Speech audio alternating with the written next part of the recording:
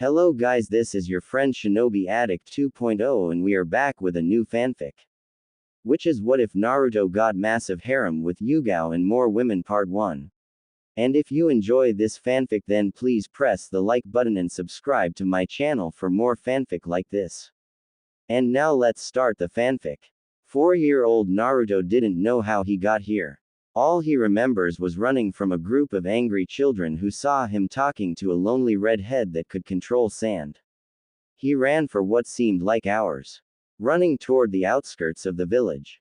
He had tripped over a large rock, fell down into a ravine and into a tunnel way. It was there that he stumbled upon a door. It had a picture of a red scorpion and looked like it hadn't been opened in years. Injured and angry with those asshole kids, he pushes the door open with a scowl. He would get back at them later. He looks down a long dimly lit hallway and sees yet another door at the end of it. He makes his way over to it. Whoa! Was all he could say when he lays eyes on what was in the room. There were body parts, tools, weapons and scrolls all over the place. The body parts were made of strong wood. He looks around confused until he spots an old journal. It was sitting on a small worn-out desk and had a black cover with a drawing of a red scorpion on it. It obviously hadn't been used in years. He slowly makes his way over to it and flips through a few pages before realizing that the journal contained a single message. A mere paragraph of words. He reads the message with a raised eyebrow. I am known as Sasori of the Red Sands. That is all you need to know about me. My age is timeless. My prowess is unprecedented. My power will be unrivaled. I am the master of the puppet techniques, killer of a cage, soon to be immortal. I have delved deep within techniques that all others have feared to tread. I have left this room as a taunt to you arrogant Suna shinobi. Haha, no doubt someone will stumble upon this room and use the puppets here to strengthen their own, and I have left the means to do so. And for that Suna you had better be thankful. Naruto smirks and drops the journal.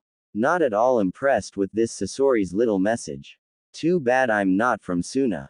Stupid Sasori Tem. He walks over to a simple-looking scroll and picks it up. I'll become greater than even you. Stuck-up bastard, he says with a frown as he looks at what the title said. Basic puppeteer exercises. Naruto raises an eyebrow and continued to read. What he found intrigued him.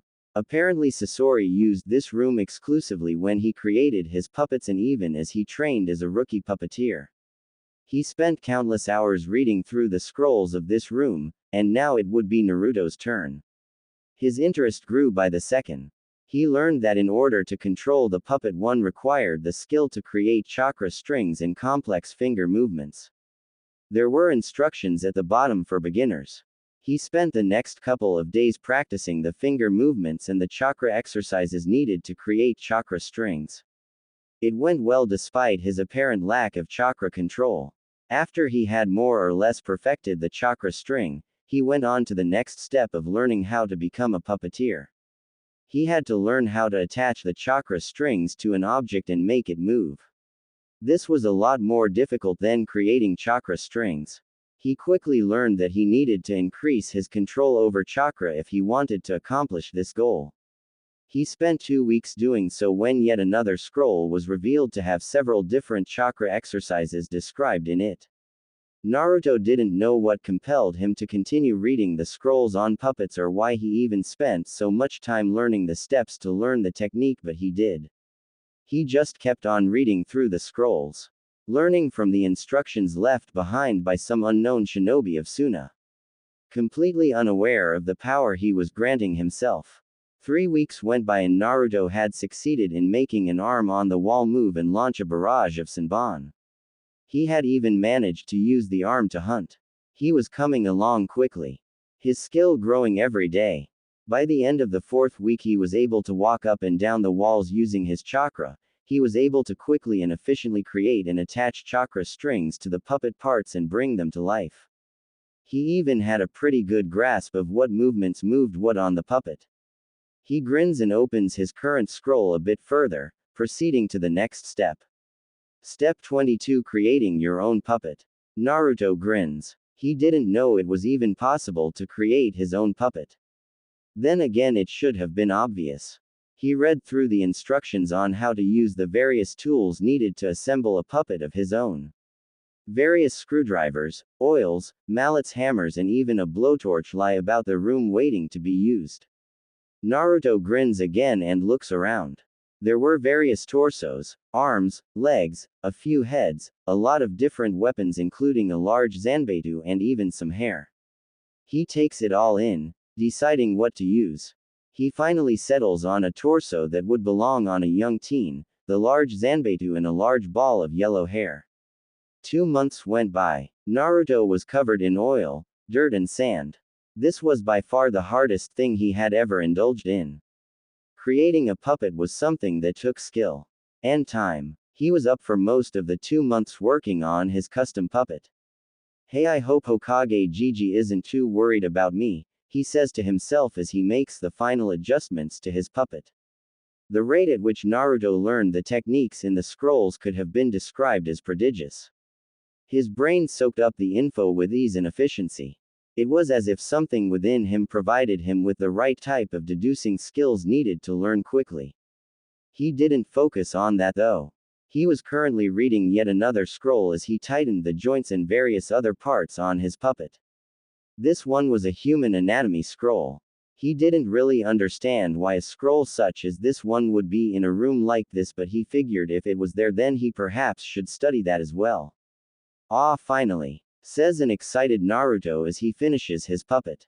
It was a near-perfect replica of himself, only about 1.5 feet taller. He had the same blue eyes and wild yellow hair. He even had 6 whisker marks on his cheeks. His jaw was segmented so it could open wide enough for various projectiles such as kunai shuriken and senbon needles. The left forearm was a wide cylinder that held senbon and poison gas, while the left arm split in half and a spinning demon wind shuriken attached to a rod extended out. On its back was the large zanbetu and a long fox tail. The tail was segmented and covered in yellow hair. It was twice as long as the puppet as tall. It held shuriken, kunai and senbon, all dipped in a powerful poison he discovered near the back of the room. It was dressed in a tattered black cloak. That's all he had to work with at the moment, but he planned on changing that.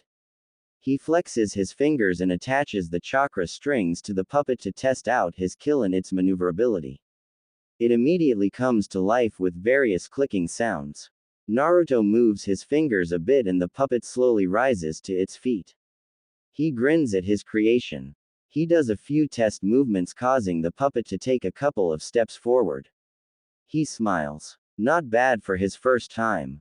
I'll call you Fox Naruto, he says as he pockets the anatomy scroll. The puppet clicks a few times. Naruto smiles and looks around the room. There was so much he still needed to learn.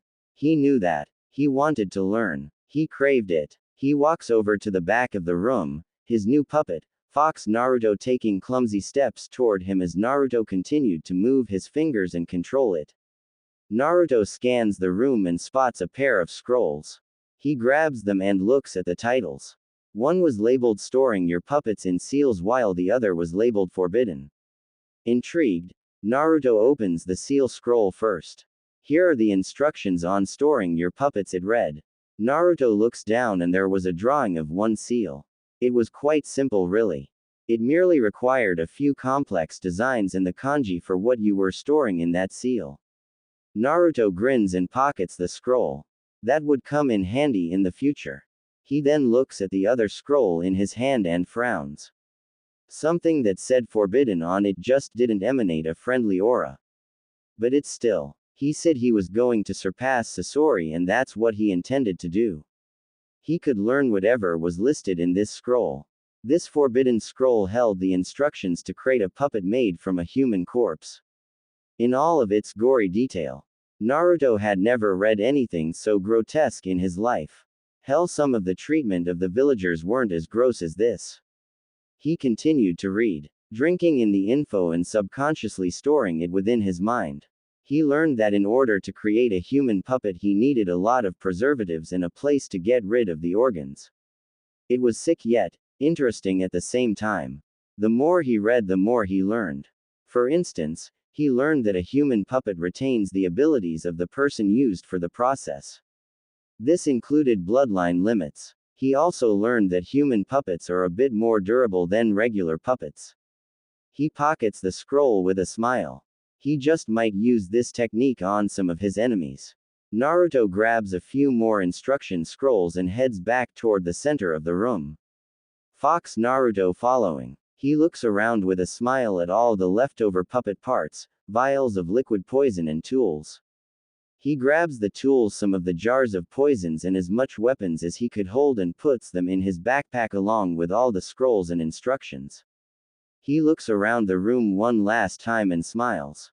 It was nearly completely cleaned out and Naruto's backpack was stuffed beyond its limits. Sasori of the Red Sands. I thank you very much, he says as he exits the room. I promise to be the greatest puppet ninja ever. And with that, Naruto Uzumaki and Fox Naruto leave the old lab of Sasori of the Red Sands and heads back into Suna to meet with Sarutobi. Scene change. Sarutobi, the third Hokage of Konohagakure no Sato, was panicking. It had been nearly 3 whole months since Naruto had vanished. He was supposed to be back in Konoha 2 weeks ago. But he wasn't about to leave the blonde boy.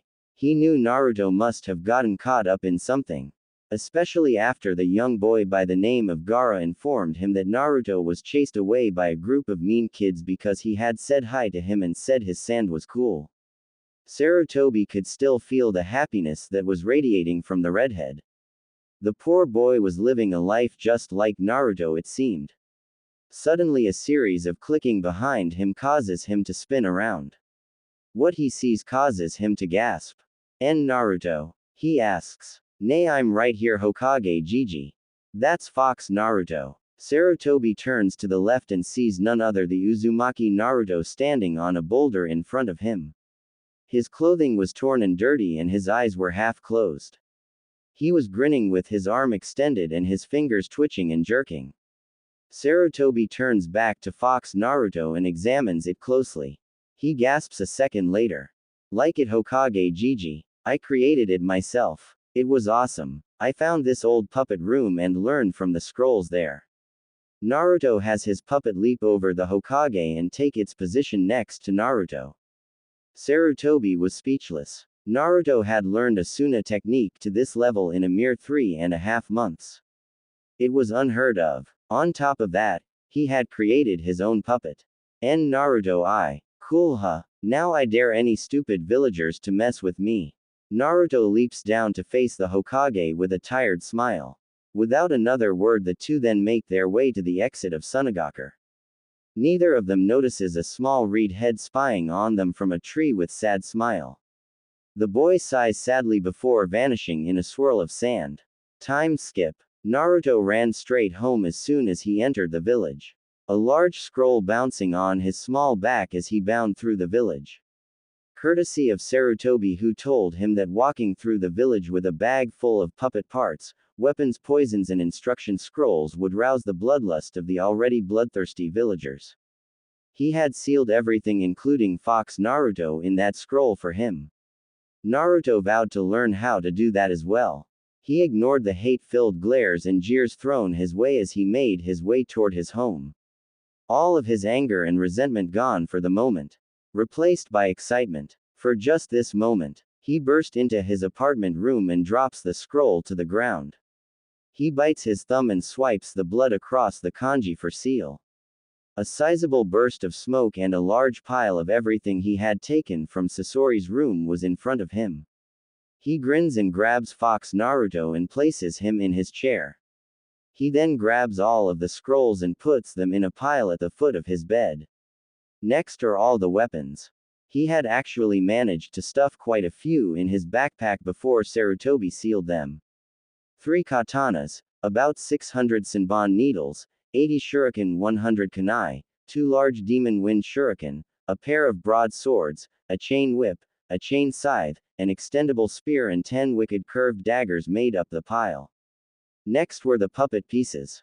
There wasn't much, seeing as Naruto didn't want to be using Sasori's parts, but there were some essentials. 3 heads, 2 torsos and a set of arms and legs and 6 bottles of purple poison. He would make his own parts in the future. Last were the tools. The hammer, screwdrivers, the drills, the blowtorch. Everything he would need in order to build a puppet. Almost everything. He needed more tools and supplies.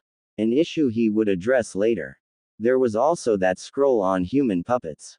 Should he do such a thing? Turn someone into a puppet? For now he didn't have an answer. Worry about that later. I got work and training to do.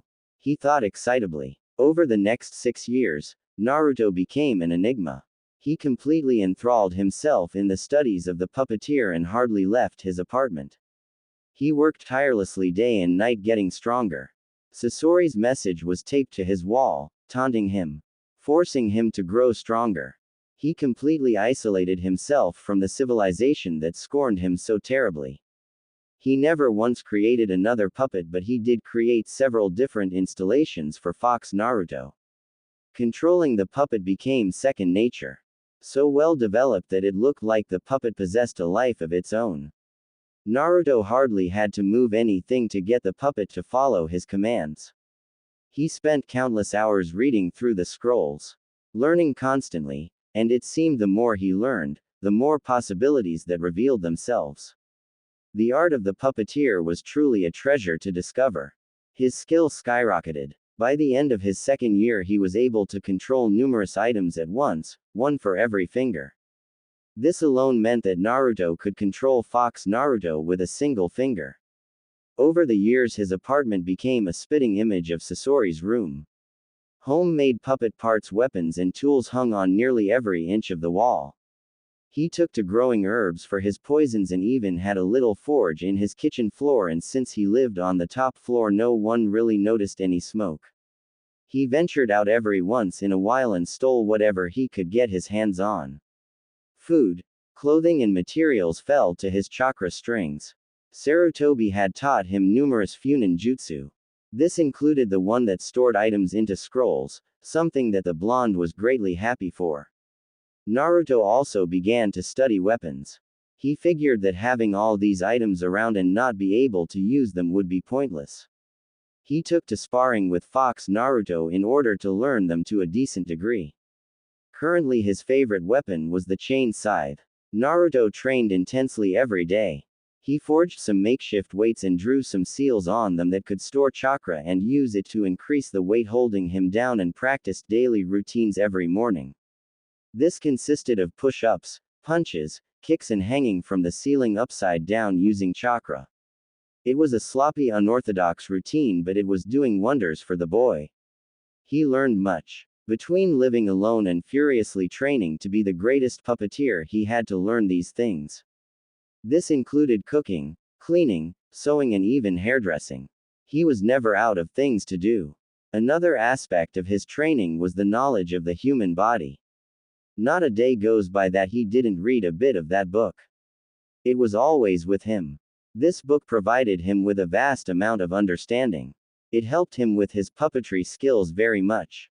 It also gave him the knowledge he needed in case he decided to create a human puppet.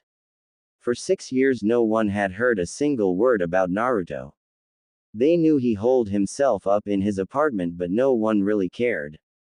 Just so long as the demon stayed out of their sight. That is until the 10th celebration of Kyuubi's defeat. That was when everything changed.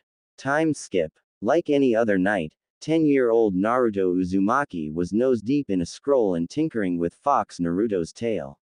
He had shortened it after about 2 years. Now he was drawing a few more weapons, storing seals and making his routine check-up of the joints, latches and openings for the numerous contraptions hidden on the tail. He was lost in his own world of human anatomy and puppet maintenance when it happened. Crash. Bam. It came so suddenly Naruto didn't have time to react. A brick smashes through his window and bashes him in the head.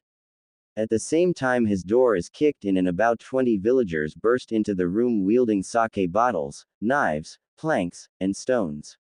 Also 3 ninja came in through the broken window. 2 chunin and an anbu. Naruto's head was killing him and blood was gushing from the split in his skull. He groans. The group pauses when they see the assortment of items in the room. The lead villager voices his opinion. What kind of sick practices are you doing in here, demon? He lifts up a puppet head and tosses it across the room. A woman cringes. It looks like he was practicing for when he really decides to sat his bloodlust. The villagers and the three ninja glare. Well, we won't let that happen now, will we? Asks the Anbu in a female's voice. There was a loud cheer of, hell no. Before they all surge forward at the still dazed and confused Naruto. Fox Naruto being thrown to the side. The villagers pounded upon Naruto's prone form without mercy. They kept shouting things like, time to finish what the fourth started. And, we've let you live long enough. You thought you were safe in this apartment. For what seemed like hours they attacked the boy who for the most part still didn't know what was going on.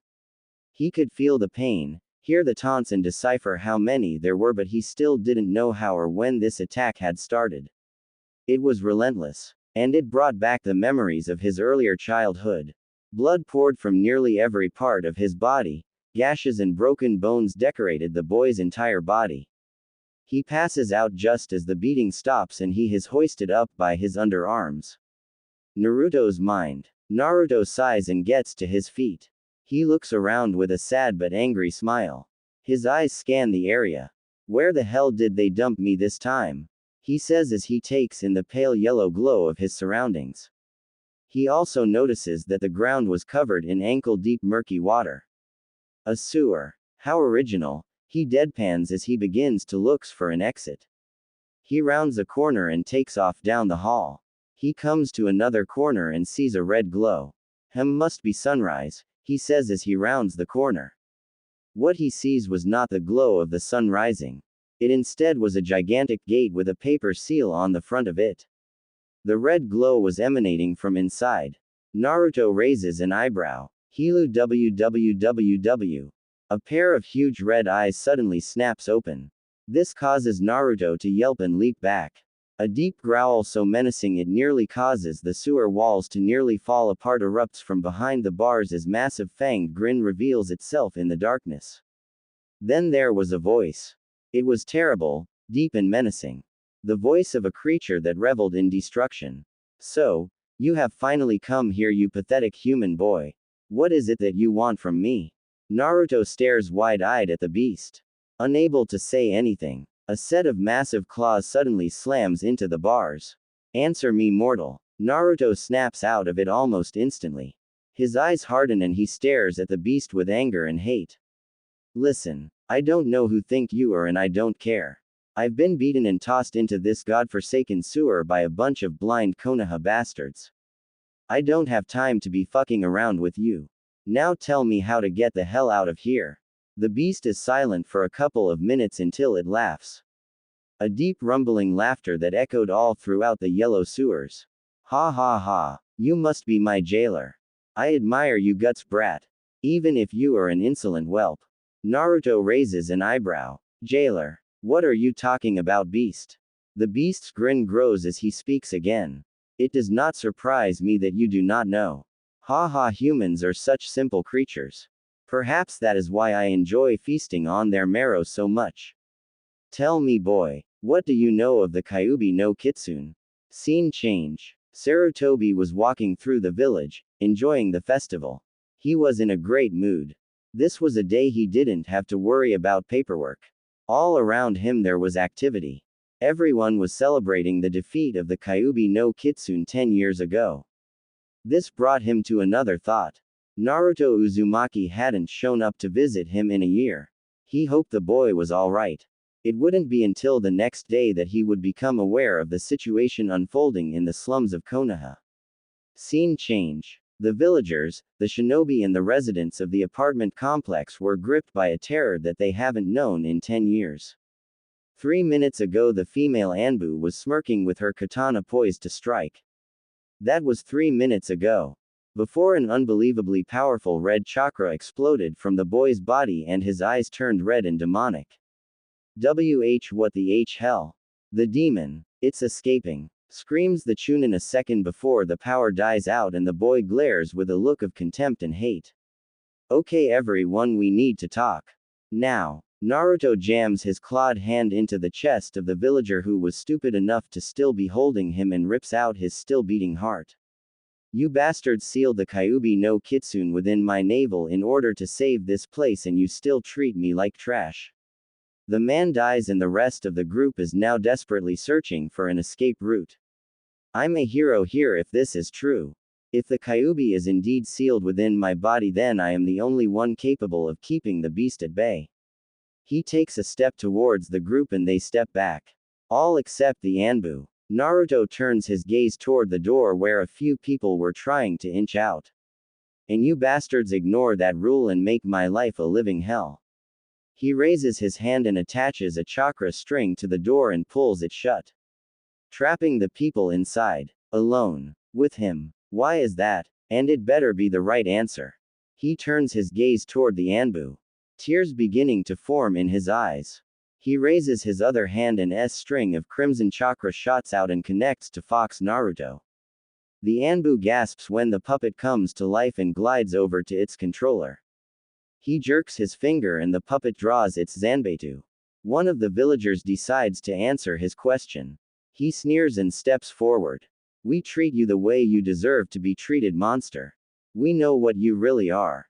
The fact that your eyes are like that is proof enough. That boy was dead the moment you took him over Kyuubi. Naruto's teary eyes harden and without a word and a slight movement of his finger, Fox Naruto lunges and cleaves the man in half with its Zanbeitu.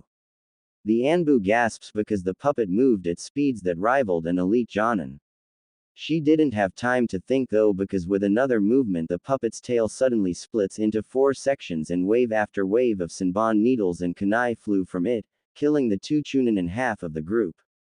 Naruto shows no sign of remorse as he has his puppet lunge again, slashing and hacking the group of people apart with ease and brutality. They tried to run. They tried to scream. They failed. They were doomed. And the entire time this was happening, Naruto stared down the Anbu woman. Tears streaming down his face. Wrong answer, he says as the last villager falls to Naruto's puppet. The Anbu glares and tightens the grip on her katana as the puppet rejoins Naruto at his side. Going to kill me next? Save the challenge for last? She asks. Naruto glares and his eyes return to normal. The red haze around him receding into his seal and the chakra string attached to Fox Naruto turning blue. He twitches his finger and the puppet suddenly spews a cloud of purple mist at the woman from its mouth. She didn't have time to react and the mist was inhaled. What the? Naruto speaks again as he approaches the staggering woman. His voice normal again. I will not kill you. This time, he draws his own katana and lops off the woman's arm without a second thought. She screams out, but her senses were too messed up by now for her to do anything about it. Return to Hokage Gigi and let him know that I am Naruto Uzumaki, puppet master of Konoha, jailer for the Kyuubi no Kitsune. My age is 10. My prowess will be unprecedented. My skill will be unrivaled. He reaches down and yanks the mask from the woman's face, revealing beautiful brown eyes and long purple hair. Tell Hokage Gigi that anyone who crosses me from now on will meet a terrible end and become one of my tools. The woman looks up with clouded vision, clutching the bloody stump of her arm. I will not put up with anyone's crap anymore. Not after what has just been revealed to me, says Naruto as he picks up the woman bridal style. I am Naruto Uzumaki, and those who cross me will be turned into my tools. He then leaps out of his window with the woman in his arms. 2 days later, Sarutobi could be seen sitting at his desk on the verge of tears as he and the now one-armed woman watched through his crystal ball, as Naruto began the process of turning his would-be attackers into human puppets. Hokage-sama, why did he spare me? Asks the woman. Sarutobi sighs and gives the woman a mild glare. I do not know Yugao. Especially since you should have been the first one he killed. Yugao looks down in shame. I know. You should have thought before you acted. You listened to those villagers far too much and now an entire apartment complex worth of Konoha citizens has been lost. Yugo's head bows down even further. I'm sorry. Sarutobi sighs and puts a hand on the woman's shoulder. I am not the one you should apologize to. Yugo looks up with teary eyes. I'll find a way to let him know. I promise Hokage-sama. Sarutobi smiles. Good. And who knows? He may even return your arm someday. Yugo smiles a bit as she returns to watching Naruto. Hokage-sama, just where did he learn the puppet technique? Sarutobi smiles and says, I took him to Suna. He learned it there. I see. Still, human puppets. Just who did he learn from? Sarutobi gazes into the ball and sighs. He learned from the leftover findings of an infamous former shinobi of Suna. Do you mean? Yes. Naruto Uzumaki stumbled upon the old training grounds of Sasori of the Red Sands. I only hope that Naruto do not emulate the man too much. Yugo could only nod. 5 months later, the apartment complex came back to life. But there was one key difference. The people that now guarded the now large home of Naruto Uzumaki were no longer alive. Their arms and legs were segmented and their skin was the color of stained wood. They wielded numerous weapons, and wooden hands built into the building at numerous points controlled them with the help of a layer of chakra-storing seals, sensor seals and security seals. They had become Naruto's guards.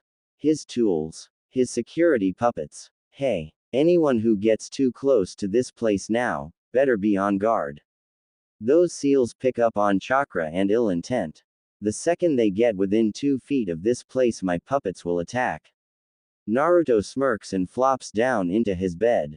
Fox Naruto clicking a few times before becoming silent and dropping to the floor. For the first time in a long time, Naruto Uzumaki felt safe. He closes his eyes as visions of stronger human puppets began to dance around in his mind. I wonder if Sasori is still alive. If so, then he better be prepared for the day we meet. I might make him my tool if he isn't careful. Naruto falls asleep with this thought. An obsession beginning to form in his 10-year-old mind.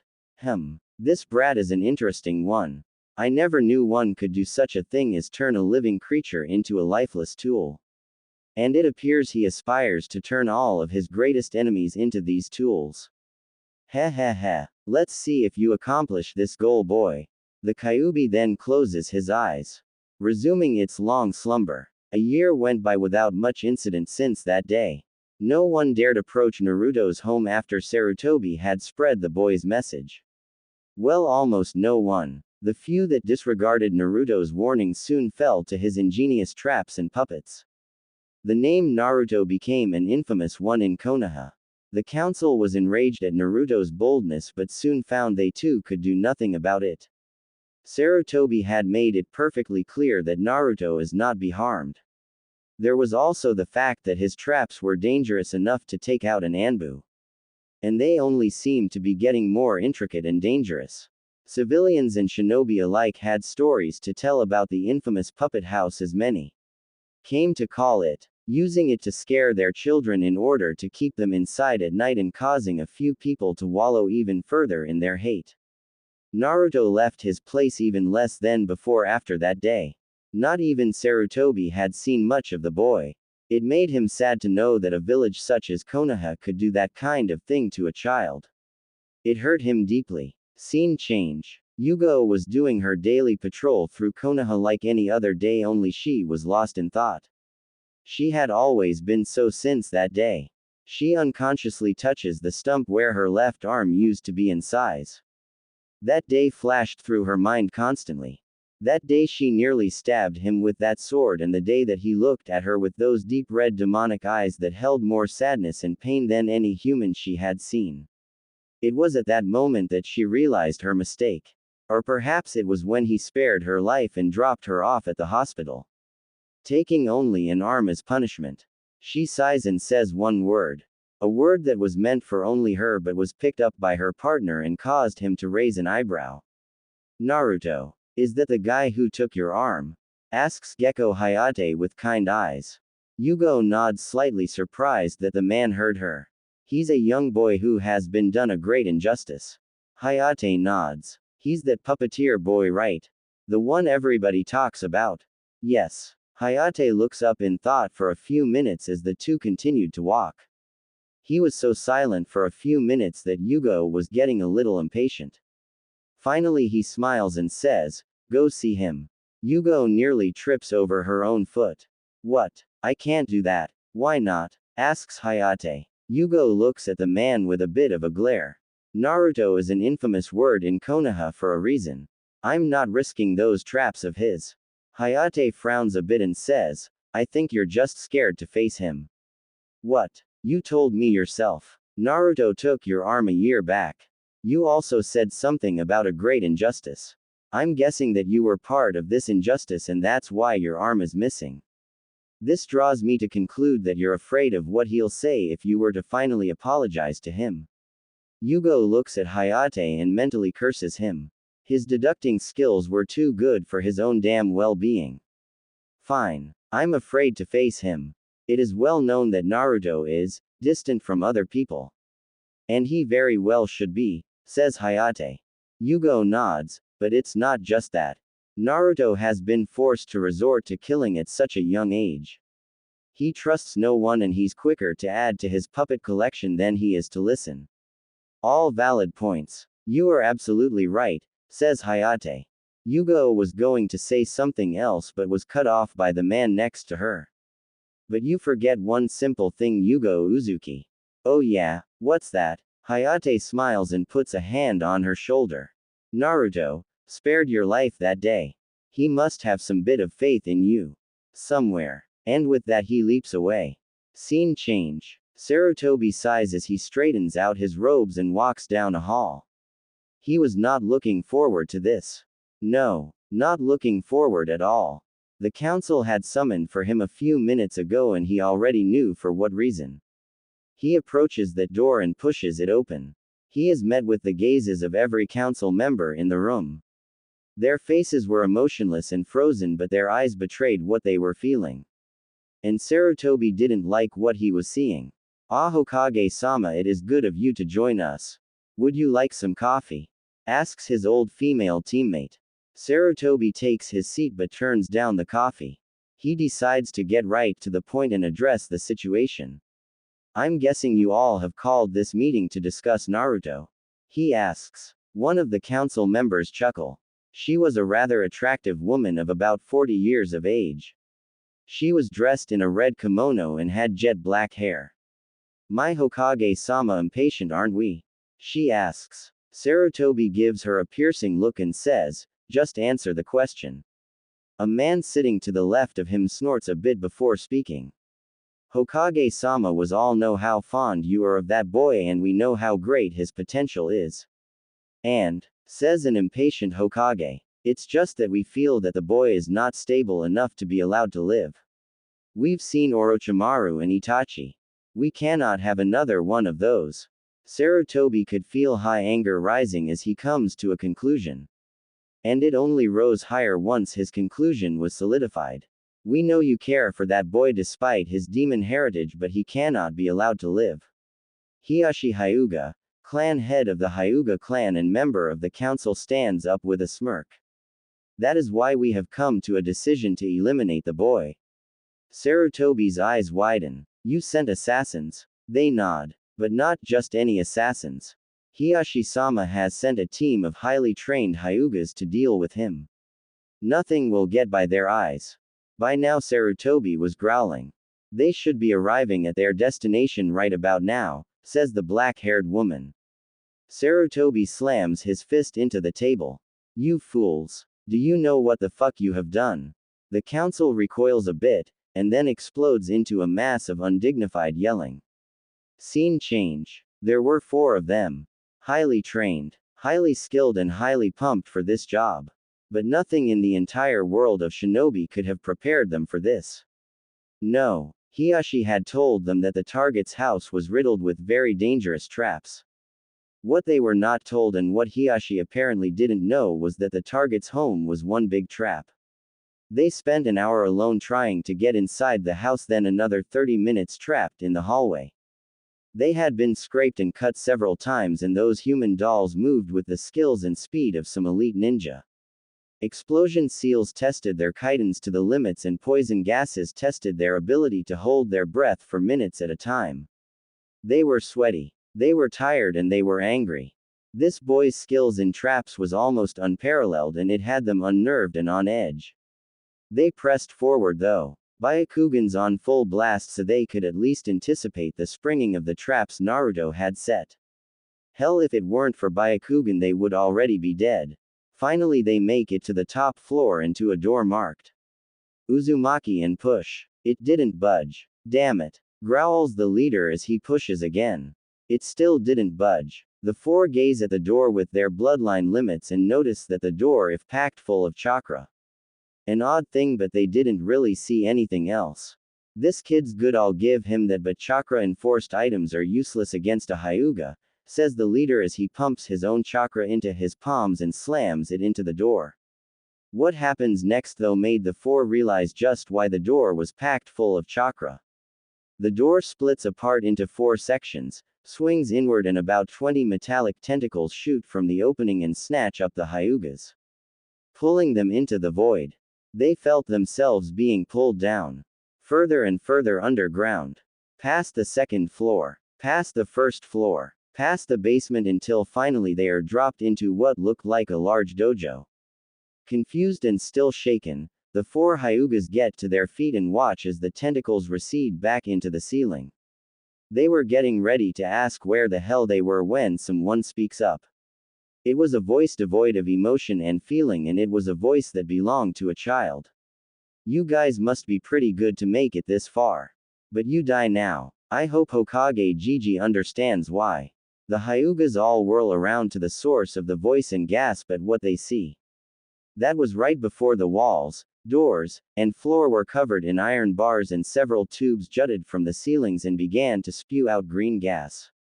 They didn't have any time to do much else as the gas hit them and they are almost instantly paralyzed. Naruto approaches the 4 downed Hyugas wearing a special mask that kept him from being affected. He had them trapped. No one enters my place and leaves it alive. Unless I want them to. He then draws his katana and swings. Half hour later, Yugao was standing in front of Naruto's home trying to find the best way to approach it without getting filleted by his puppet's guards. She had looked all around the former apartment complex but still couldn't find a decent way in.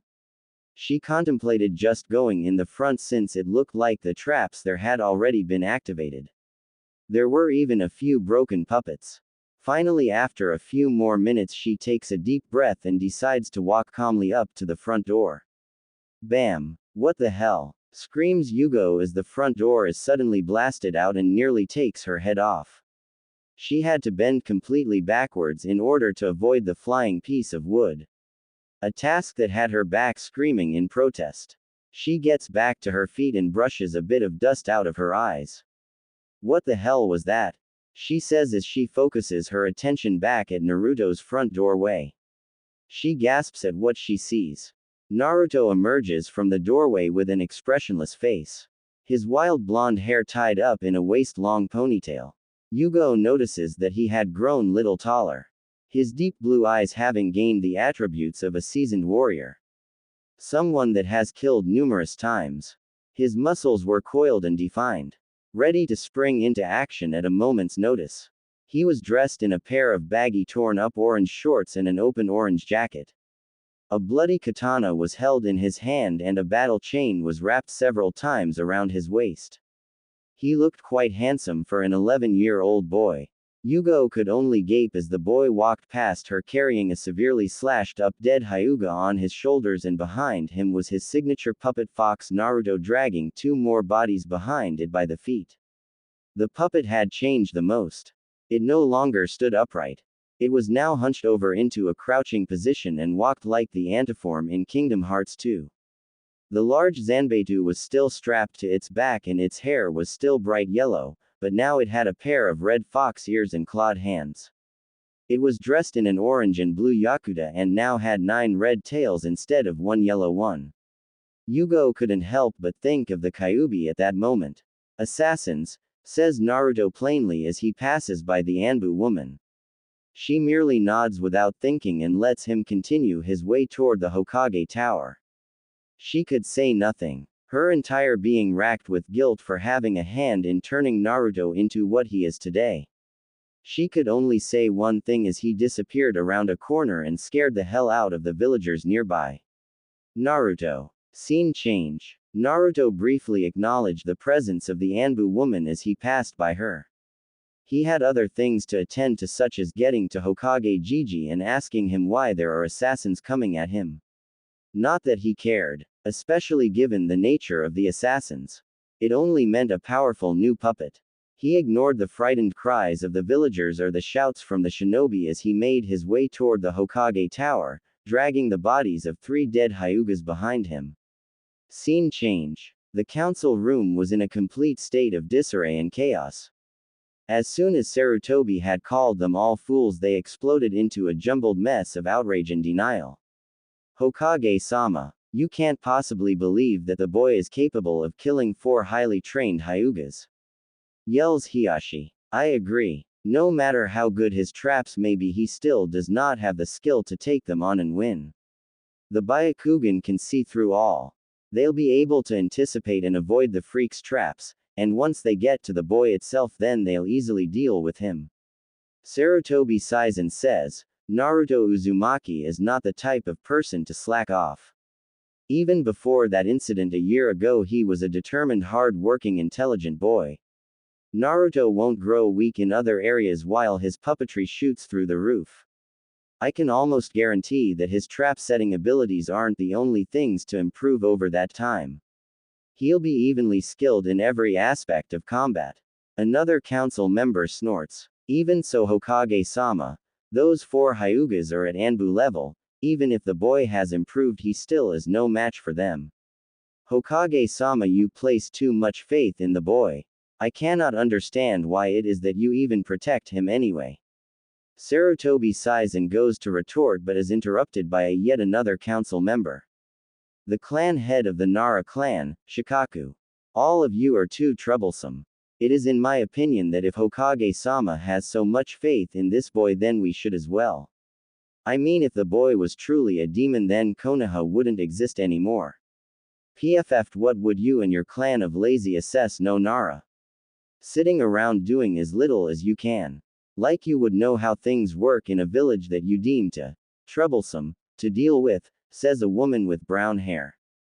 Shikaku glares and says, troublesome, narrow-minded bitch. Why, you god. The woman didn't get to finish because one of the Anbu guards suddenly came blasting through the door and slams into the opposite wall. He falls to the ground unconscious. All activity ceases after that as the very subject of their heated conversation slowly walks into the room with his puppet and carrying 3 dead Hyugas. He was covered in blood and looking neutral as always. He drops the body he was carrying and has Fox Naruto drop the other 2 next to it. Hokage Gigi, says Naruto looking right at Sarutobi. The council was stunned and Hiyashi's eyes were as big as saucers. Sarutobi looks right into Naruto's cold blue orbs and says, what is it, Naruto? The boy wipes the blood off of his katana that sheaths it while one of Fox Naruto's tails relaxes after delivering the blow to the guard. He points to the bodies and says, I think these 3 belong to you. Sarutobi could only nod. Naruto looks right at Hiyashi and says, and I kept the last one. I thank you for the gift. Hiyashi snaps out of his shock and practically breaks the windows, screaming, what the hell do you mean, brat? Naruto grins. It was a look that sent chills down everyone's spines as he has Fox Naruto re-strap its own sword on its back. His gaze never leaving Hiyashi's. I have gained a powerful new tool because of you and this council, and I thank you for it. He then turns to leave. Wait, boy, screams the Hyuga head. Naruto pauses but does not turn around. What is it, Hyuga Tem? Hiyashi glares so hard his Byakugan activates. You will return Yoshino, now. Naruto looks up. Oh, so Yoshino is her name. A pretty name for such a pretty woman. I'll make sure to remember her name. He then begins to walk out again. Boy, did you not hear me? Naruto says nothing. Hiyashi reaches into his robes and pulls out a white kunai. You will listen to your betters, demon. He chucks it hard before anyone who was not against Naruto could do anything. What happens next stuns the Hyuga clan head. Fox Naruto reaches up and plucks the kunai right out of the air before vanishing and reappearing in Hiyashi's face with that kunai to his neck. Controlling Fox Naruto has become second nature to me. I always have a chakra string attached to him. I've gotten so used to this, that Fox Naruto is like a sixth sense. The puppet presses the kunai a little closer. I control this puppet out of instinct and reflex alone now. A really powerful defense. Attacking me will get you killed. Especially if you underestimate me. Hyuga Tem. He has Fox Naruto release the stunned Hyuga and leap back over to his side. And as for Yoshino-chan, she died swiftly. I assure you. He then turns to leave again. Oh, and you'll only be losing shinobi if you keep sending assassins after me. I am not the helpless boy you can abuse anymore, and I won't hesitate to end lives. Including yours if it becomes necessary. He smiles slightly at the old man. Goodbye Hokage Gigi. And Naruto wait. Naruto pauses and turns to face Sarutobi. Yes. I would like you to join the Ninja Academy again. What? Yells the council. Naruto looks up and says, I'll think about it. First I have to go and prepare Yoshino. Sarutobi nods. Naruto turns to leave but is stopped a third time. This time by the Inuzuka clan head Sume. Uzumaki-san, if you don't mind me asking, how did you manage to kill those four? Naruto looks up then at Sume with a smirk.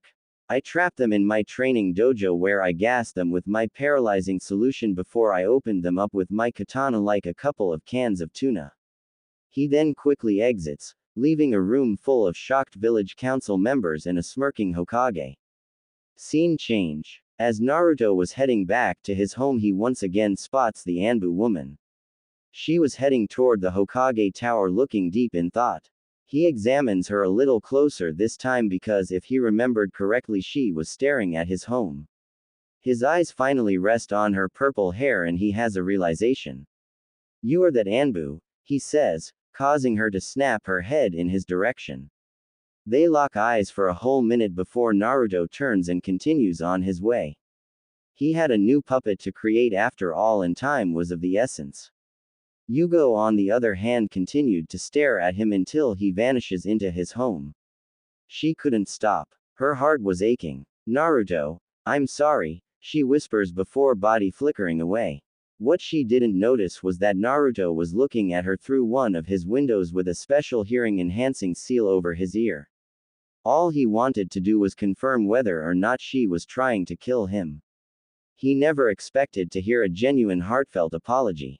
He smiles a bit and looks over at a jar.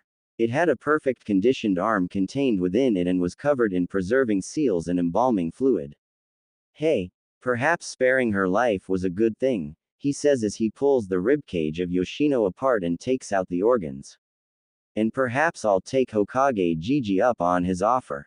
Scene change. Hiyashi explodes into Sarutobi's face with pulsating veins and a red face. Hokage-sama. How could you? How could you let that abomination waltz up in here after killing 4 members of my clan and be so disrespectful? How could you allow him to threaten us all so openly? I agree. Hokage-sama. Everyone here heard the boy say he won't hesitate to attack and kill us. That should be liable for execution. Yells the woman in the red kimono.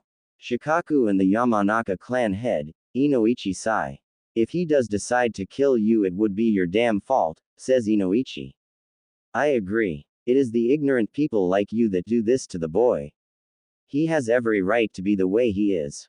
What? Sarutobi clears his throat loudly to get everyone's attention. Once he has it, he speaks in an almost cold tone. Naruto Uzumaki is indeed a unique case. He has indeed threatened the council and anyone who crosses him wrongly.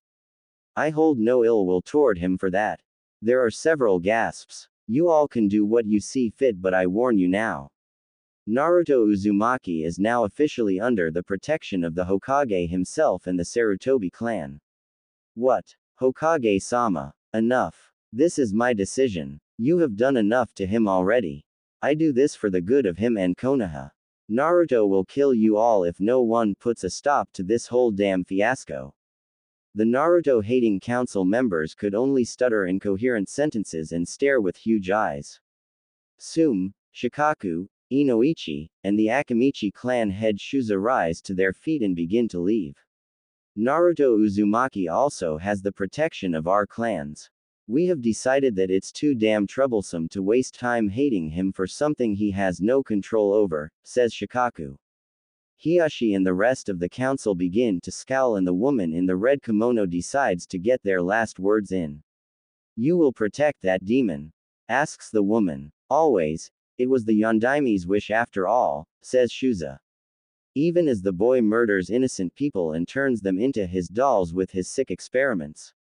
Asks Sarutobi's old teammate. If Naruto turns someone into a puppet then they had it coming. Naruto has made it clear on his intentions. If you leave him alone you need not worry, says Shikaku. I don't believe that. I refuse to believe that, says Hiyashi. Believe what you will, says Sum as she and the others exit the room. Sarutobi looks at the rest of his council and says, like I said, do what you will, but if you attack him and he cannot fight back then you have 5 ninja clans to deal with. He bows and exits the room. Hiding his smirk. Time skip. About 3 weeks later Naruto was seen walking through the village with a new puppet following him around instead of Fox Naruto. This one stood proudly and arrogantly and had a slimmer figure than Fox Naruto. Long black hair with silver streaks flowed freely in the wind and a white kunai hung from its waist. Dressed in black and white robes and gifted with a set of beautiful pale lavender blank eyes was Yoshino. Naruto's first bloodline limit holding human puppet. A member of the esteemed Hyuga clan. The most powerful clan in Konoha. A clan whose bloodline limit is sought after by the hidden Cloud Village. Now, to get some instructions on the Juken, says Naruto as he and Yoshino leap up to the rooftops. I can't have a useless tool after all. He has her draw her kunai to defend from any possible attackers. The village may be scared of him for the most part, but they were not cowards. They would attack him the first chance they get. He was reading a book titled, Konoha's Bloodline Limits and heading toward the Hyuga compound. A look of determination and sick excitement adorning his face. Sarutobi sat in his office with a smile as he read the somewhat messy letter from Naruto. If you ignored the blood spots and small chunks of wood and bone then you could easily read it. Hokage Jiji, I thought about it, and I've decided to take you up on your offer. I will return to the Ninja Academy if only to learn a little bit more on ninjutsu and genjutsu. But know this, I won't hesitate to behead those ignorant teachers if they flip me too much shit. I know ninja are valuable in any shinobi village, but I refuse to put up with anyone's crap. Of course Hokage Jiji, I won't go killing everyone for every little thing. I'm not that desperate for new puppets. I doubt that there's anyone there I could make into a useful tool anyway. I'll start tomorrow. Yours truly, Naruto Uzumaki. Greatest puppeteer ninja. P.S. If I do actually become a ninja for this village then I will answer only to you. Sarutobi chuckles as he read the letter. He'd have to remember to have a talk with the boy to keep him from killing the teachers. He grabs a blank scroll and an ink brush. He had to let the academy know that there was a new student coming in. Even if it was already a month late. He just hoped that there wouldn't be too many problems. Scene change. The Hyuga clan was in an uproar. It had been 3 weeks since Naruto killed 4 Hyugas and had the nerve to make one of them his puppet. The council was not very happy to hear that part of Hiyashi's report. Naruto Uzumaki had control of the Juken. He possessed the Byakugan. It was inconceivable to them. The whole clan soon heard about what Naruto had done. Some were quite impressed with the boy. He had taken out 4 very powerful main branch members of the Hyuga and made the bloodline limit more or less his own. However, as many as there were people who now respected Naruto, there were about 10 times more who hated him. Hiyashi had banned anyone of the Hyuga clan from associating with him, and any who disobeyed his orders would be killed on the spot. The Hyuga council began searching for a powerful Hyuga in order to train he or she exclusively so they could kill Naruto. Hiyashi had made a speech 2 hours long explaining to the entire clan that Naruto, the Kyuubi monster incarnate, was stealing bloodline limits and murdering innocent people. He even told them how the demon has brainwashed the Akamichi, the Inuzuka, the Nara, the Yamanaka and the Sarutobi clans. He had told them how they had to train 3 times as hard in order to do this demon in the future. He had the Hyuga clan on high alert that day. But they were so caught up in their worry and fear that they didn't notice as 2 figures slunk their way toward the Hyuga scroll room. Naruto and his puppet Yoshino approached the locked wooden door of the Hyuga scroll room and smirked. This was too easy, he says as he disables the somewhat simple in his opinion traps that lined the door. After he was done he picks the lock and walks in. The room was filled with scrolls. Naruto grins. He was in the heart of the Hyuga clan. He had access to all of the secrets of the Hyuga clan and was about to steal everything here. He pulls out an empty storage scroll and begins to draw the necessary seals. Who are you and what are you doing here? Naruto whirls around with his hand on his battle chain and sees a pair of Hyuga girls. One was about 8 years old and her eyes looked angry and intrigued at the same time. She had long dark brown hair and was dressed in a black Hyuga-style training outfit. Her face showed very little emotion. The other girl was the complete opposite. Her face showed numerous emotions and she looked unsure of herself. Fearful even. She has short dark blue hair and looked to be his age. She was dressed in a thick off-white jacket and black ninja pants. She was looking away from him as if afraid. He smirks slightly at this. She had every reason to be afraid of him. The younger girl notices his smirk and glares. Answer me or face the consequences.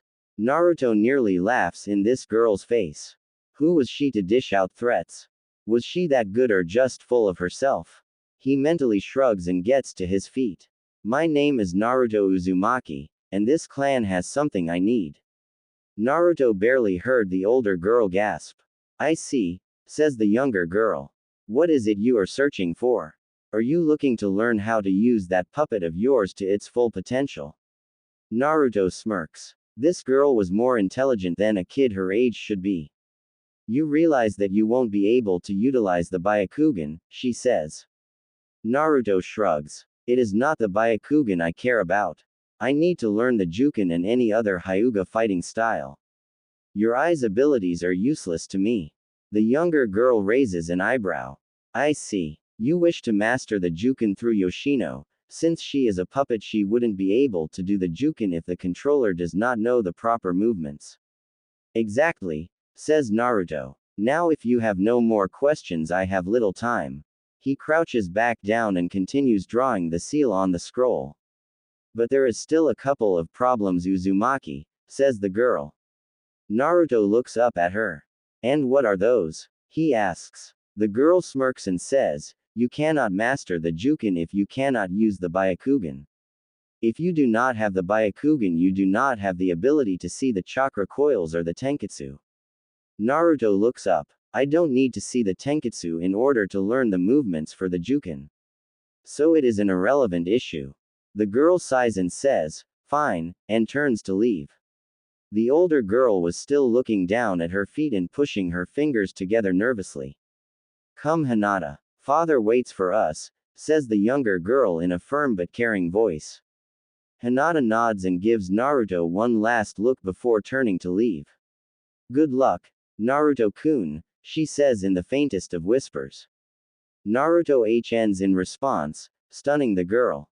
Hinata come on, we must not be late, says the younger girl as she pokes her head back into the room. Hinata nods, her face crimson and riddled with shock as she shuffles out of the door. The younger girl gave Naruto one last look before saying, 5 minutes, and then leaving. Naruto smirks. He wouldn't need that much time. Scene change. Hanabi Hyuga didn't really know why she was letting that boy get away with what he was doing. Perhaps it was a deep-seated respect after hearing what he is capable of. Or perhaps she was interested in whether or not he could really learn how to use a Hyuga puppet in the art of Juken. She shrugs as she flops down into her bed. It was in the past already and she had to prepare for the chaos that is sure to follow Naruto's actions. Hinata was lost in thought. Or perhaps she was spaced out as she usually was. Hanabi didn't really pay much attention anyway. She closes her eyes and sighs. Sometimes I wish I was not from such a prestigious clan. Scene change. Naruto walks into his room with a smirk and flops down onto his couch. He had just got back from the Hyuga scroll room and was feeling quite satisfied. He didn't even have to kill anyone to keep them quiet. He bites his thumb and opens up his storage scroll. Without a word he smears the blood on the seal and a large puff of smoke follows, revealing the contents of the Hyuga scroll room. He smirks. Time to get to work, he says to himself as he opens the nearest scroll. This was a scroll that explained a bit about the Hyuga clan and its origins. He tosses it aside a minute later. The history of the Hyuga clan interested him very little. He opens another scroll and sees that this one is a family tree. He also tosses this one aside. 5 hours went by and it was now late evening bordering on night. Naruto was slightly frustrated. All of these scrolls were useless to him. He sighs and opens on of the last 3 scrolls remaining. It was a ninjutsu scroll. He looks through it and sees 2 water techniques, a fire technique and a flower technique. He puts the scroll aside for later. He eyes the last 2 scrolls and smirks when he sees the labels. Hyuga style fighting. Juken or the gentle fist.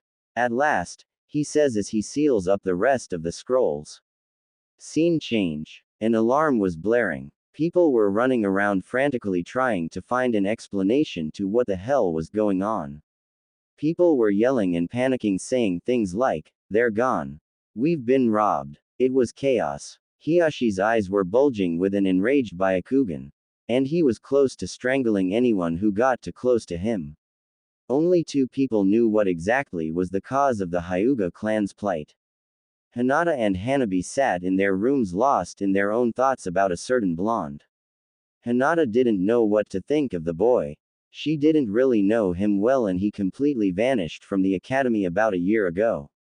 Like everyone else, she now knew of his current choice of attitude. She was scared of him a bit. He could effortlessly kill and transform someone into a puppet and his eyes were dead to the world.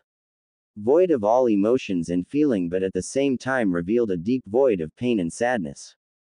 Hinata sighs and says, "Naruto-kun," in a whisper. Hanabi didn't think much of the puppet user. She was intrigued when she heard he could turn people into puppets and was surprised when she found him in the scroll room getting ready to seal everything into a storage scroll, but his attitude didn't really bother her much. Nor did his morbid style of ninjutsu. If anything, she was fascinated by it. Puppetry was something she had never heard of. She closes her eyes and another pair distraught Hyugas rush past her room. "Uzumaki, you interest me," she says. Scene change. "Bah, the Hyugas are all nothing but fucking talk," screams Naruto as he slams the Juken scroll into the wall behind him. He spent 2 hours studying that scroll and breaking down the instructions and fighting style, and he came to one conclusion. Hyugas are weak. He had discovered after reading that scroll that the Juken is the only thing that gives the Hyugas any form of fighting ability. That and the Byakugan. They rarely used ninjutsu or genjutsu or weapons for that matter and depended on Byakugan far too much. The Juken wasn't all that hard to memorize and they only had 2 special attacks, Kaiden and the 8 trigrams 64 palms.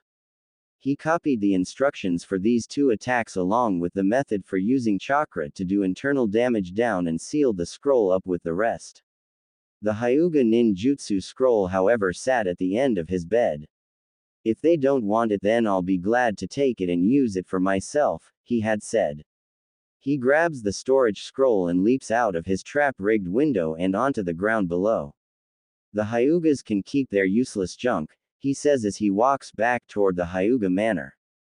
Scene change. It was night now and Yugao was still sitting in the one spot she had been since earlier that day. At the top of the Hokage tower. She was lost in thought, all awareness of the world around her completely gone. Thoughts of Naruto still racing through her head. How was she going to approach him and apologize? Especially after all this time. How could she face him now? Hell, even if she did manage to gather the courage to face him, he'd probably just scoff and tell her to save her pointless apologies. After all, it's not like severe changes of heart like the one she had gone through happen all the time. If anything, Naruto was a paranoid but intelligent boy. He wouldn't just accept her without any questions. Then again, he did spare her that day. But perhaps it was merely so she could deliver his massage to Hokage-sama. She cringes at that. Had he really only spared her out of necessity? She was filled with so many unanswered questions. So much doubt. So much fear. Uncertainty. She sighs and looks up at the moon, ignoring the distant blare of the Hyuga Manor security alarm. Her hand unconsciously resting on her stump. Uzumaki-san, she mumbles before closing her eyes. I have to apologize for the wrong I have done you. Time skip. The next day Sarutobi awoke to a scene of all hell breaking loose. The area near the Hyuga compound was all chaos. Shouts and screams and people doing jutsus echoed all throughout the village, and a huge crowd was watching, jeering one opponent while cheering on the other. He practically flies over to the area and sighs at what he sees. Yeah, Hokage-sama is here to witness the demon's demise. Yells one villager only to have a Senbon jam into his neck and drop him. Courtesy of a glaring Naruto who dodges an attack from Hiashi at the same time. Shut it, fool, he says with a sneer. Hiashi was blind with fury and was attacking Naruto like a bat out of hell with Juken strikes and chakra flying all over the place. Naruto was smirking at the Hyuga clan head while evading his attacks with ease.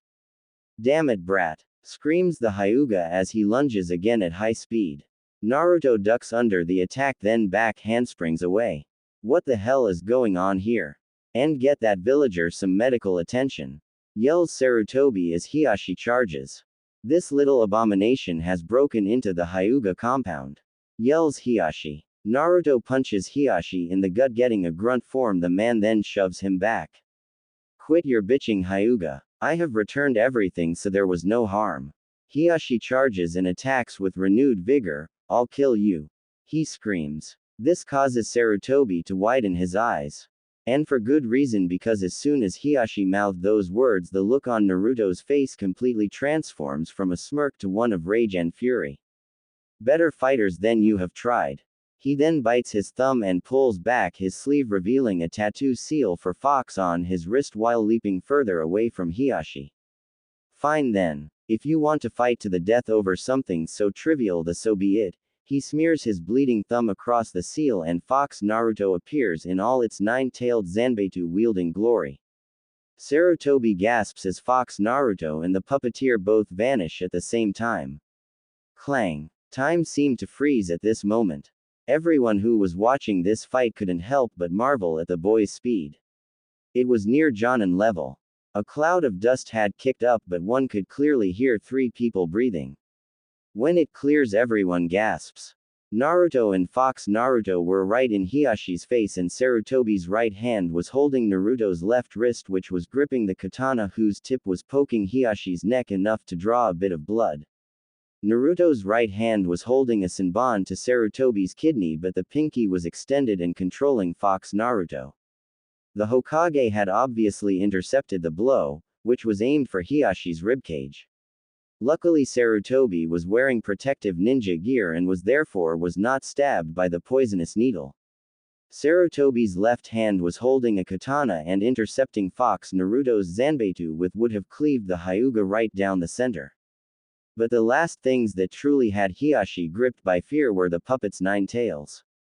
Each one was pointed directly at his chest, legs, and stomach, and each tail had split open, revealing poison-drenched blades mere millimeters from impaling him. Naruto glares at Hiashi with malice and cold eyes. He does not let up on his sword, nor does he struggle against Sarutobi. He just stares at Hiashi's blank lavender orbs. Hyuga-tem, I told you I have returned your scrolls. I merely needed to study your fighting style if I'm going to use Yoshino to her fullest potential. For some reason this causes Hiashi to laugh. As if you could master the Hyuga style to its full potential. You cannot use the Byakugan, and a Byakugan on a puppet is useless. Naruto presses his katana a bit further. You and your clan are a bunch of overcredited pompous weaklings. As I have said to the two girls yesterday. I do not need the Byakugan to use the Juken. I will master the Juken through Yoshino, then I will improve it. Take it beyond what you bunch of fools ever could. PFF, go ahead and try demon. Naruto's eyes flash red for a second. Oh, I will Hyuga Tem, and once I do, I'll have you groveling at my feet begging me to show you my techniques. Naruto struggles against Sarutobi's arm for a second, trying to press his blade further into Hiyashi's neck. Enough, Naruto. Stand down, says Sarutobi. Naruto looks into the old Hokage's eyes for a second before his gaze softens. He relaxes Fox Naruto and withdraws his katana and steps back. Sorry, Hokage Gigi. He pauses for a second. But not for that Hyuga, he says. Sarutobi raises an eyebrow. Naruto smiles a bit and points to the hole near Sarutobi's kidney. Sorry for nearly stabbing you. He then turns to leave when Hiyashi speaks up. Tell me, boy, how it was you were able to counter me so easily. Naruto smirks and says, I learned everything I know by reading scrolls. Studying your one fighting style was easy enough. He then reseals Fox Naruto and leaps away. Hokage-sama, are you just gonna let that monster go? Yells a villager. He's nothing but AD. Thwack. The man falls to the ground with a kunai jammed in the back of his head. Sarutobi sighs. Hiyashi-san, I suggest you go and clean up. All of you villagers returns to your homes at once. The villagers do without any more comments. Sarutobi body flickers away, leaving behind a stunned Hiyashi, a gaping Hanabi, a few unconscious Hyugas, a shivering Hinata, and a gasping branch house Hyuga of about 11 years old whose forehead sported a green seal. Hiyashi snaps out of it and starts barking out orders. You there. Dispose of that corpse. You wake up those fools. You and you. Go check the scroll room. Make sure that Demon Boy was telling the truth. He then turns around and sees a frightened Hinata and a nervous-looking Hanabi. And you too. We need to talk. Scene change. The village was abuzz with talk about the demon doll maker invading the Hyuga clan and trying to kill Hiyashi. Naruto inwardly smirked as people shied away from him. It meant that he could get back to his home without any trouble or killings. He thought about the time and realized he only had an hour before he had to get to the ninja academy. Hopefully Hokage Gigi had informed them of his impending arrival. I wonder just how they'll react, he thought. Surely he would receive a lot of negative attention and the teachers would be less than happy to teach him a bit. He scoffs at that a little. There was very little they could teach him save for ninjutsu and genjutsu, and that was the reason why he was going. He knew that ninjutsu and genjutsu were essential to any ninja's career and he was severely lacking in that area. Weapons, puppetry, seals and taijutsu were great and all, but without the other two he felt incomplete. And Naruto hated that feeling. It made him feel weak. And besides, one cannot become the greatest ninja if he cannot master all form of the ninja arts. He arrives at his home and sighs when he sees the broken remains of two of his puppets and 2 trails of blood leading inside. Naruto sighs when he walks in and sees 2 dead Chunin with several poisoned Senbon needles sticking out of their backs and the puppet of a young woman hovering above them and prepared to throw more. Some people never learn, he thought as he grabs the 2 bodies. Those 2 puppets they destroyed will need to be replaced. Scene change. Sarutobi sighs heavily as he takes another swig of sake. Naruto was one problem after another. The boy did whatever he wanted and it irked the council to no end that he would do nothing about it. Sarutobi didn't fear Naruto, but he didn't bother to mess with the boy either. In his opinion, Naruto can act the way he wants. It's the least he could do after the way Konoha has treated him. He takes another drink and rolls up a scroll before tying it to a messenger bird's leg. Almost forgot to send this to the academy, he says with a bit of a slur. Scene change. Yugao Uzuki was relaxing in her home watching the television when there was a knock at her door. She sighs and get up. Yeah, I'm coming, she says as she opens the door. Hello Uzuki-san. Yugao instantly glares. What the hell do you want, Danzo? Danzo smirks and enters Yugo's home. He walks over and sits down on the couch. My Yugao, is that any way to speak to your former captain? Yugao glares. I'll speak to you in whatever manner I see fit. Now why the hell are you here? Danzo grins and says, oh nothing really, I'm just here to talk to you about a certain blonde puppet using Jinchuriki. Yugo's eyes widen a bit and she says in a whisper, Naruto. That's right, Mr. Uzumaki Naruto. Konoha's puppet user. And a damn good one at that. Yugo scoffs. Konoha's my. Naruto serves no one in this village. Danzo looks up and says, perhaps you are right, but I did not come here to talk about who the Jinchuriki serves but whether, who he could be serving in the future. Please old man. It's true Yugo-chan. I have witnesses Naruto's skill and his potential is boundless. We must get him under our control. Yugo scoffs. Good luck with that. Danzo smirks as she touches the spot where her left arm used to be. You remember that day, do you not? The day the Kyuubi vessel stole your arm. Yugo scowls. That demon vessel's name is Naruto Uzumaki and you will address him as such while in my home. Danzo frowns a bit. Fine then. The day Naruto stole your arm changed, you did it not? What are you talking about? Yugo was getting angry now. Danzo smirks and says, your emotions came back that day. So what your point, old man? Danzo smirks and gets to his feet. Help me get the one you've grown emotionally attached to, or I'll send my root Anbu after him. Not even someone of his power can take them all on and win. He exits Yugo's home. Good day Yugo-chan. You have until he graduates from the Ninja Academy. Yugo's eyes were wide. She could only stare at her door where Danzo was. The threat kept playing over and over again in her head, and the worst part was that Danzo would actually do something like that too. He would carry through with his threat. Naruto was strong. That much was certain, but not even he could withstand an all-out attack from the root Anbu. Her eyes harden. I won't play by your rules, Danzo, she thought. I have to find Naruto. She then exits her home and takes off toward Naruto's place. Time skip 1 hour. The classroom was abuzz with excited talking and laughing as this year's academy students chatted with each other about the daily events of their home village. They were chatting for about 20 minutes before two men finally walked in and told them to be quiet. One was a darker-skinned man with a scar across his nose and a pineapple-style hairdo, while the other had shoulder-length silver hair. Both of their faces were kind and gentle but held a lot of authority in the classroom. Iruka and Mizuki looked at the students, proud that Konoha was raising so many promising young ninja. They felt honored to teach them. All right class, listen up. Today we are going to be studying the history of other shinobi villages. There was a bit of groaning from the students, but Mizuki quickly silenced it. Now children, do not worry, it's not as bad as it sounds. Sensei, you always say that. Yells a young Inuzuka boy. Yeah, what's up with that?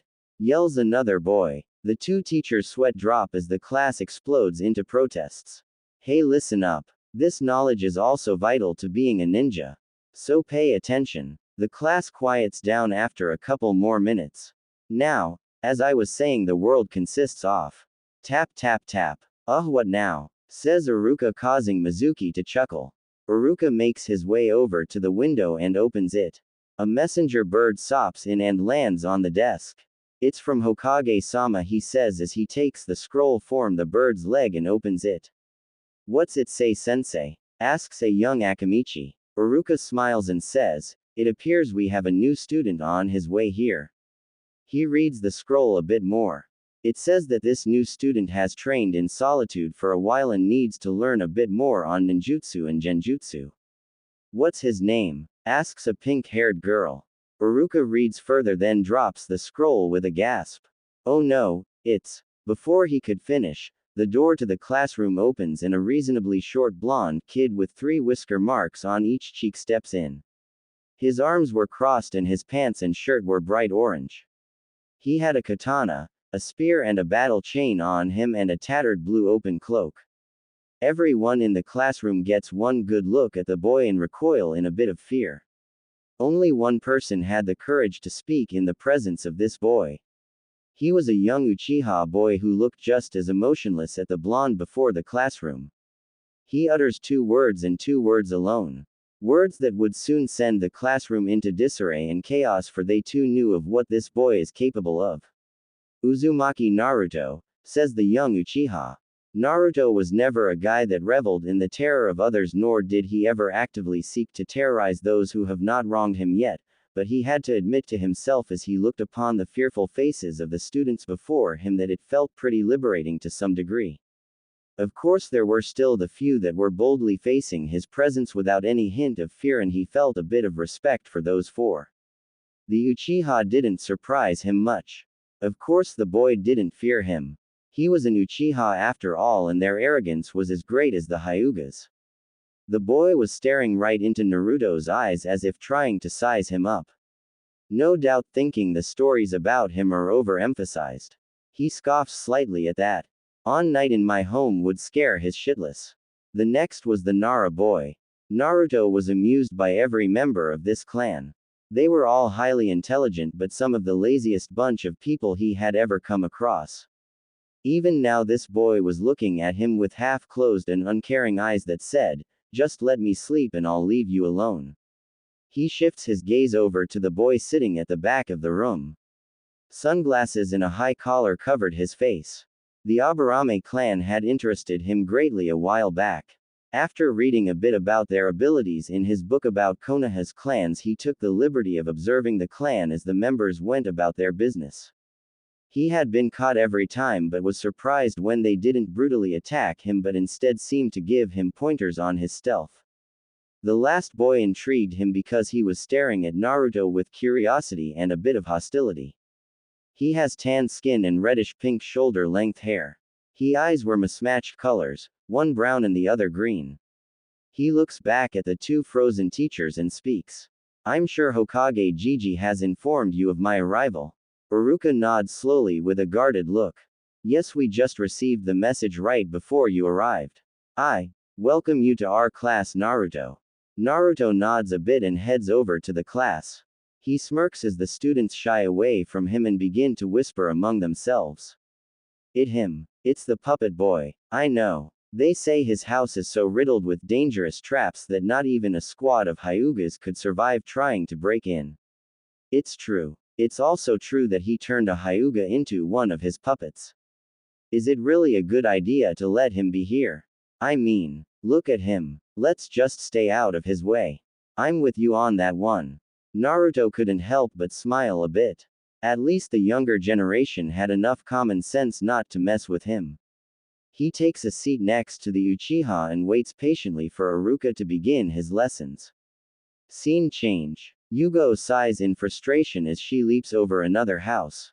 Of all the times to virtually vanish off of the face of the elemental nations, why did Naruto choose today of all days? She looks around almost frantically. Danzo's threat hung over her like an ornament of dark mockery. She was worried for Naruto, although some part of her told her that she shouldn't be. After all, this is the boy whose trap-setting skills and knowledge of poisons borders on Sannin level. "Naruto, I have to find and warn you," she says as she lands on the ground in the central marketplace. Warn Naruto of what? Yugao spins around and sees none other than Sarutobi looking at her with a raised eyebrow. Yugao bows. "Hokage-sama, I didn't expect to see you here," she says with a voice full of surprise. Sarutobi chuckles and says, "Even I deserve a bit of downtime." "Now, what's this about Naruto?" Yugao looks up and says, "Danzo of Root is after him." Sarutobi looks up. "I see. Well, follow me, I know where he's at right now." Yugao breathes a sigh of relief and follows her leader towards the ninja academy. Scene change. Naruto was disappointed. The academy didn't really teach any ninjutsu or genjutsu, and that's all he cared about. He already knew most of Konoha's history and the clans of Konoha, so he really didn't pay a whole lot of attention. He instead pulled out his human anatomy book and started reading. His knowledge of the human body was very impressive. If he so desired, he could become an amazing medical nin. Class had just ended and the students were heading out. There were still whispers about him and the two teachers were still guarded around him. He paid them little attention. He stopped caring what others thought of him a year ago. What is that monster doing here? Naruto turns around and is met with the hate gazes of the parents of the students. "Get out of here, demon boy!" yells a man. Naruto sighs and secretly draws a poison-tipped Senbon needle. Enough. Leave Naruto alone of face punishment from the Hokage. Naruto turns around and sees Sarutobi and an Anbu had just arrived. The people back off but not before glaring at the puppet user and telling their children to stay away from him. Naruto looks back up at Sarutobi and says, "Thanks, but you know I didn't need your help." Sarutobi sighs. "Yes, I know, but I can't have you injuring people in front of their own children." Naruto scoffs. "Like I care." Sarutobi sighs again. "Anyway, I have something important to tell you. Or rather, Yugo-chan here does." At the mention of her name, Yugo removes her mask and looks directly into Naruto's eyes. Naruto raises an eyebrow in slight surprise.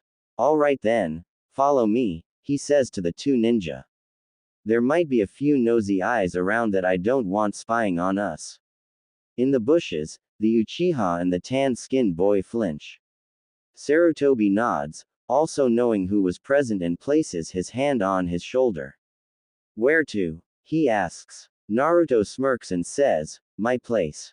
Sarutobi and Yugo look at each other before vanishing with Naruto. They appear at the doorstep of Naruto's home a minute later and have to duck as two Chunin suddenly lunge from the roof. Naruto does a few finger movements and the puppets return to their posts. "Sorry about that, Anbu-san. I still trust you very little, so I have not added you to the non-enemies list on my eyed seals." Yugo merely nods. Naruto approaches the stairs with Sarutobi and Yugo close behind him and eventually reach the door marked Uzumaki. He channels a bit of chakra into the door and pushes it open. Unlike the Hyugas who were dragged down to his underground dojo by one of his many ingenious traps, the door merely opens, revealing a small apartment room. Decorated in puppets' parts, tools, and jars of body parts. Yugo and Sarutobi look around a bit grossed out by the morbid settings of Naruto's home. It reminded him all too well of his old student. He points to the couch and says, "Sit."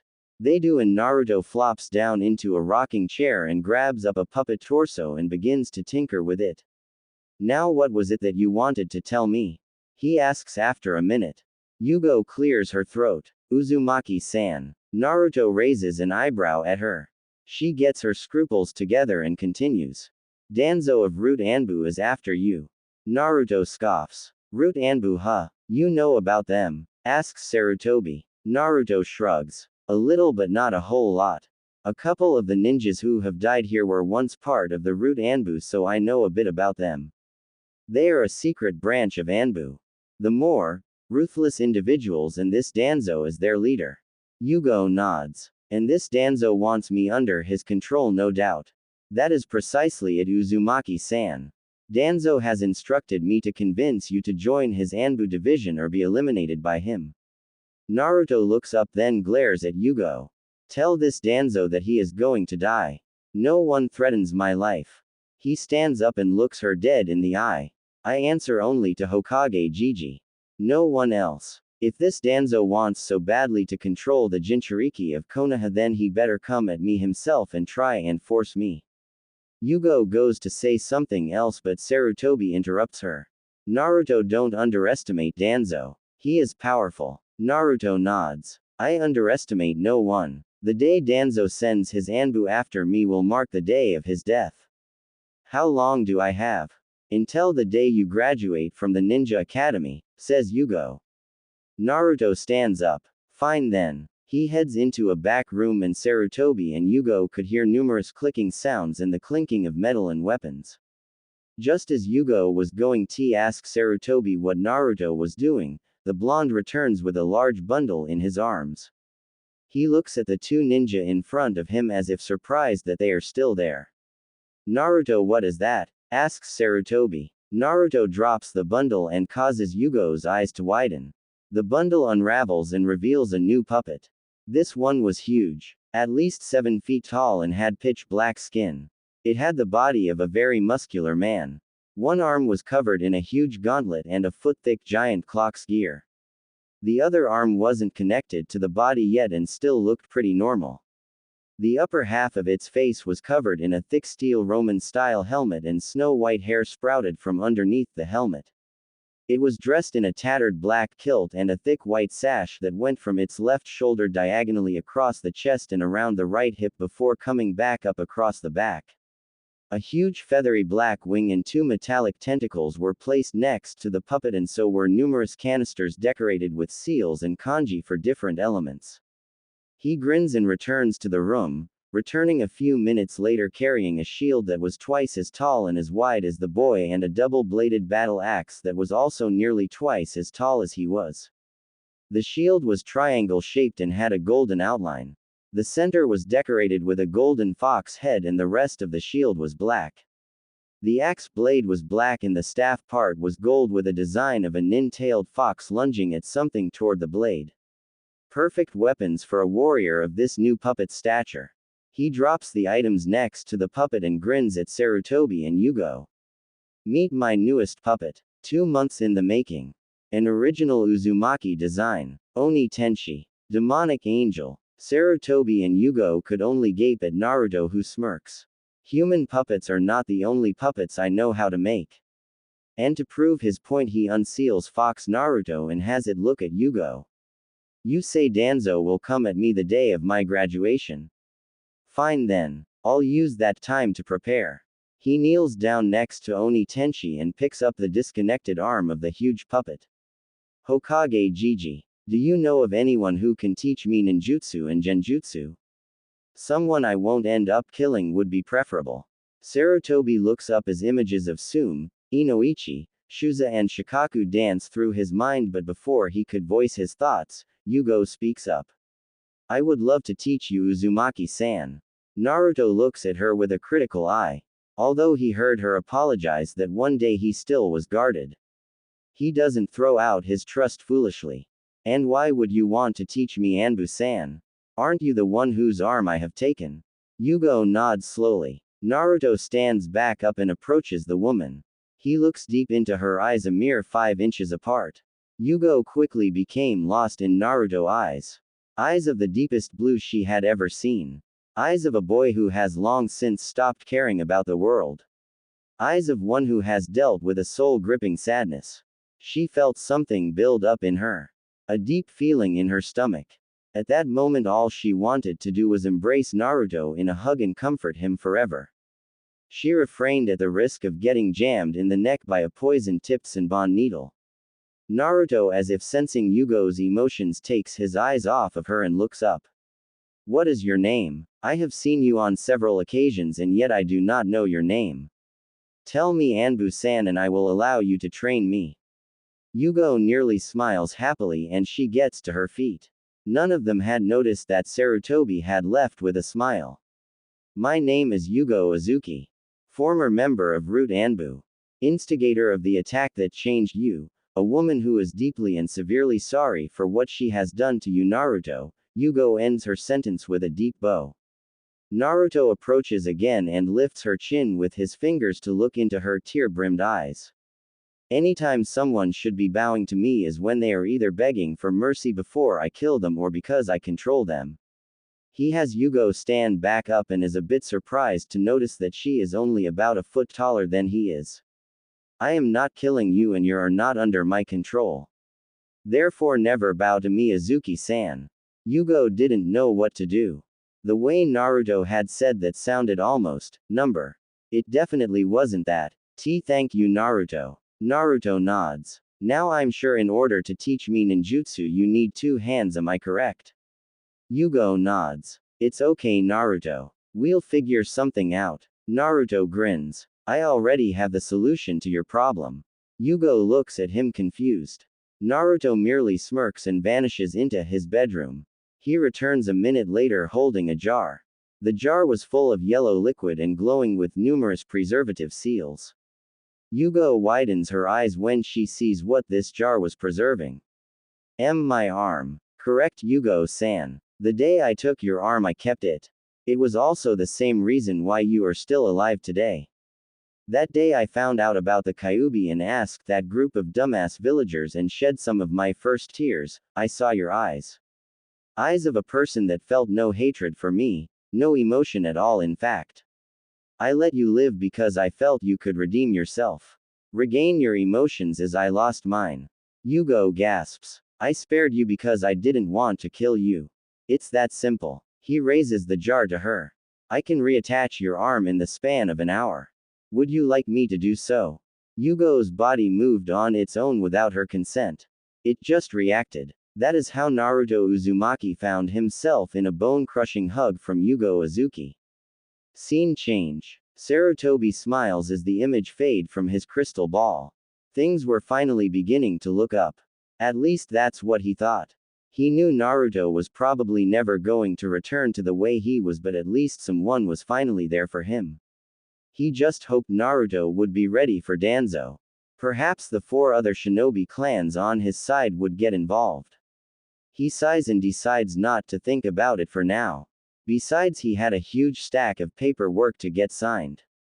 Scene change. Sai calls Danzo. A second later, a young man seemingly melts from the shadows. How may I serve you? Asks Sai in an emotionless voice. I want you to keep an eye on one Naruto Uzumaki. The puppet user. Yes. He shows great potential. I want to observe him. Keep track of his movements and make sure Azuki is doing her job. Sai nods but then asks another question. Are you even sure Azuki is going to cooperate? Danzo glares. She had better if she knows what's good for her. Now go. Do not get caught and do not try and enter Uzumaki's home. Sai raises an eyebrow. Danzo sighs and says, Uzumaki's home is riddled with traps so advanced they took our 4 highly trained Hyugas and numerous others over the past year. If you enter his home you will be killed. Ink drawings or not. Sai nods the bows. Now go. Hi Danzo-sama, says Sai before vanishing back into the shadows. Scene change. Yugo sat on the couch and watches mesmerized as Naruto practices with Yoshino. The puppet was moving in patterns far more graceful than anyone living could move. Naruto was a prodigy of the puppet technique. That much was glaringly sure. His weapon skills were also really great, and so was his taijutsu and seal making. She watches as the Hyuga puppet twirls gracefully on one foot, producing chakra streamers that glowed blue in the room. She flexes her left arm and smiles in Naruto's direction. She still didn't know how he reattached it so well. She remembers him saying something about tiny chakra strings, but that was it. Yugo-san, how is your arm feeling? Asks Naruto suddenly. Yugo looks at the blonde as he continued to practice with his puppet and says, It feeling great, Naruto. I can finally move it with ease now. Naruto looks at Yugo and says, Are you ready to teach me? Yugo inwardly laughs. Although Naruto was calm and collected on the outside, she could detect a bit of anticipation hidden in his voice.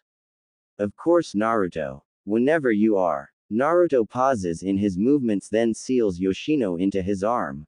Hold on, he says before walking into his room. He returns a few seconds later holding the jutsu scroll he stole from the Hyuga clan. There is a technique I wish to learn in this scroll, he says simply as he makes his way outside. Yugo follows the blonde and asks him where they were going. Naruto walks down the hall a bit and opens the stops at a door that was 4 doors away from his apartment. He opens it and steps in, Yugo close behind him. Yugo was awed at the sheer amount of traps that Naruto had set up. There was no way in hell someone was getting very far into this home without getting killed. Yugo had never seen such elaborate, well thought out and dangerous traps.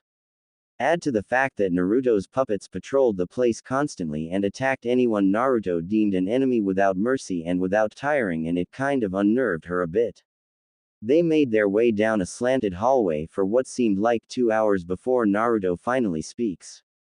We're here, he says as he opens a door marked Dojo. He steps in and signals for Yugo to follow.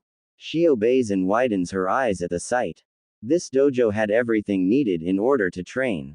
Weights, weapons, targets, a post, numerous open scrolls, a few books, and numerous instructions for different puppet techniques. There was also a small letter taped to the wall right in the center. It was from Sasori of the Red Sands.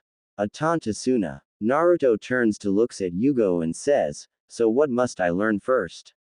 Scene change. Sasuke Uchiha. A boy with principles. A boy with nobility. With the respect of the entire village. A boy who in his eyes could have no rival. Yet this Uzumaki Naruto was treading all over those beliefs. He grits his teeth a bit. Naruto was talked about all over Konoha. He was quite famous. But not in a positive way. His very name struck fear into the hearts of some of the villagers and inspired angry mobs in others. Sasuke felt a bit of jealousy for this boy. He was a dead last student when he used to attend the academy. Now he was strong enough to kill Hyuga Jonins with traps alone and turn them into puppets. He was stronger than him. Sasuke grits his teeth. He had to train harder. Naruto was not going to surpass him. Not ever. Scene change. Tsuchi was an orphan. A boy of unknown origins. The only family he ever had was his older sister. She had gone missing a few years back though. He didn't like this Naruto. Didn't like him one bit. The guy acted like he was above everyone else. Yes, he heard the stories. He heard the rumors. He had even heard some of the villagers call the boy the Kyuubi. He didn't care. He saw Naruto as a stuck-up little brat who needed to get over himself. He huffs as he punches the training post for the 400th time. He had other things to worry about, like getting stronger and locating his sister eventually. His reddish-pink hair swaying in the wind. Scene change. Neji Hyuga sat in his room and pondered. Never in his life had he seen someone fight a Hyuga so effortlessly, and yet this blonde boy a year younger than himself had utterly humiliated the entire clan. He sighs. He had training to do. Perhaps he would listen to the words this Naruto had said to Hiashi and modify the Juken. Who knows? Perhaps it was possible to take it to all new heights and defeat the fate of the Hyuga clan. Time skip. It was 10 at night when the doors opened and out stepped Yugao and Naruto. Naruto looks at the Anbu woman and says, "I thank you for today's lesson. I look forward to tomorrow." Yugao smiles and grabs Naruto in a hug. He would never get used to that and had to fight the reflex of jamming a kunai in her ribs every time she had done it, and counting now it was the 6th time. He wondered why she was suddenly so affectionate. Perhaps it was her way of being grateful for him accepting her apology and giving her arm back. He didn't know, nor did he really care. Yugao lets go of him and says, "I look forward to it as well, Naruto. Take care." She then vanishes. Naruto smirks and walks over to his apartment room. "I've been taking care since I could walk," he says in an amused voice before closing his door.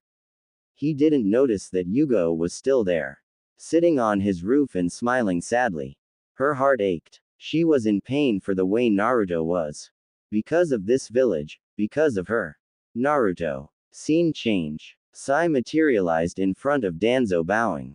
"Well?" asks the old war hawk Anbu. Sai clears his throat before speaking. "I seems that Yugao-san is growing attached to him." Danzo raises an eyebrow. "Not only that, but it seems that she is training him in the arts of both ninjutsu and genjutsu. And Uzumaki actually let her get that close to him. It appears so, Danzo-sama." Danzo looks up and rubs his chin. "This is most interesting. Anything else?" Sai nods and says, "Actually yes. Uzumaki has returned Azuki's arm to her and didn't seem to care when she embraced him." Danzo looks Sai in the eye. "Is the boy growing soft?" "Not in the least, sir. He just trusts he